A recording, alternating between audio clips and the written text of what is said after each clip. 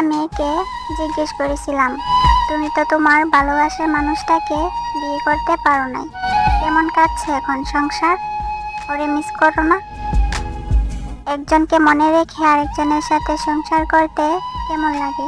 সে একটা দীর্ঘশ্বাস ফেলে বলল, কিছু করার নাই, মন খুলে যে কান্না করব সেই সুযোগও নাই। আমার মনে একজন, তাকে মনে রেখেই আমার সব করতে হয়। তাকে মিস করার কথা আমি কাউকে বলতে পারি না, কেউ বুঝে না। আমার কষ্ট আমার কাছেই। মনে একজনকে রেখে অন্য আরেকজনের সাথে থাকা খুবই কষ্টদায়ক। মেয়েদের অসীম ধৈর্য শক্তি আছে, যা তারা সব সহ্য করতে পারে। তাকে তার মতো করে ছেড়ে দিয়েছি। আমার মন মানতে চায়নি, কিন্তু কি করব, মানিয়ে নিয়েছি। নিজের জন্য এক ফোঁটা চোখের পানি ফেলতে পারিনি, অথচ তার জন্য না চাইতেও দু চোখ দিয়ে নদী হয়ে যায়। হঠাৎ কেন জানি বুকটা প্রচুর ব্যথা করছে, আর খুব কষ্টও হয়েছে। কেন জানি কোনো কারণ ছাড়াই চোখ দিয়ে পানি পড়ছে। কেন জানি মনে হচ্ছে আমার খুব কাছের জিনিসটা আমার থেকে দূরে হারিয়ে গেছে।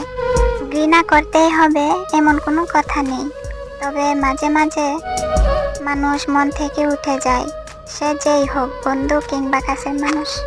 আগের মতো তাদের প্রতি আর আগ্রহ থাকে না, তাদের জন্য আর কোনো মায়া লাগে না।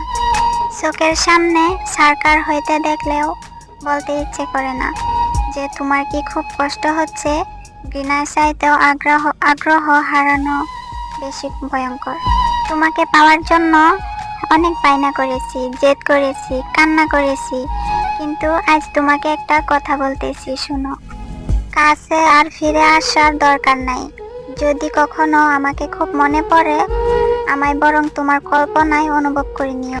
আর দিন শেষে নিজের মনকে একটা কথা বুঝিয়ে দিও, একজন ছিল যে তোমাকে অসম্ভব ভালোবাসতো।